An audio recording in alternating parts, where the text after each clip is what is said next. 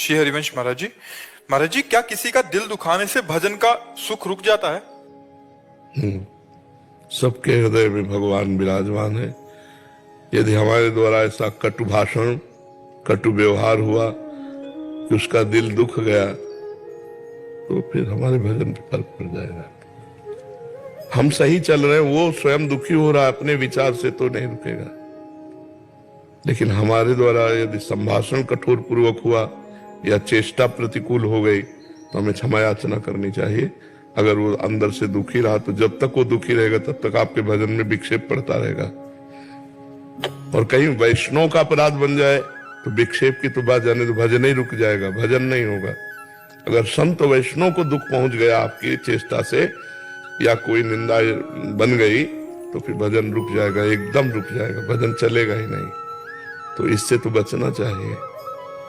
पर दोष दर्शन, पर चर्चा, पर निंदा, ये सब भजन में बाधक है। तो अगर हम किसी से ज्यादा व्यवहार ना करें तो इससे बहुत बचाव होता है। अगर व्यवहार करना पड़े ऐसी जगह है तो फिर मृदु व्यवहार करे, प्रिय व्यवहार करे। ऐसा कोई व्यवहार न करे जिससे दिल दुखे, क्योंकि सबके दिल में दिलवर बैठा हुआ है, प्रभु बैठा हुआ है। किसी का दिल दुखा तो हमारा भजन छूट जाएगा, ये पक्की बात है। समझ रहे ना? तो बहुत सावधान। हाँ, जैसे पदाधिकारी है तो उसमें ये सिद्धांत नहीं लागू होगा। वो अगर चोर को डंडा मार रहा है तो उसकी पूजा हो रही, उसमें ये नहीं सोचा जाएगा कि दिल दुखेगा नहीं। तुम्हारे दिल की दुखने की बात नहीं रही। अगर आप कोई पदाधिकारी हो तो बात अलग है। अपने अधिकार के अंदर, जैसे टीचर है, अब वो थोड़ी देखेगा बच्चे का दिल दुखता है कि नहीं दिखता। वो अपने सही नियम के अनुसार चलाएगा। आपको पाठ कर, ये याद करना है, आपको लिखना, नहीं लिखते हो वो शासन करेगा। जैसे पिता पुत्र की तरफ थोड़ी दिखेगा देश का दिल दुखेगा कि नहीं दुखेगा। नहीं, तुम्हें संयम पूर्वक चलना होगा, तुम्हें धर्म से चलना होगा।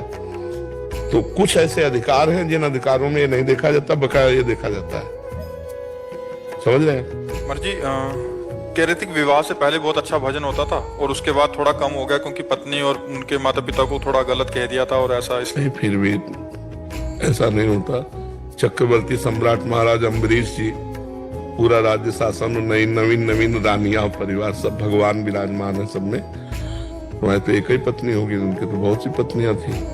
तो पत्नी में भी भगवान का भाव कीजिए, क्योंकि बिना भगवान के कोई शरीर संचलित ही नहीं हो सकता।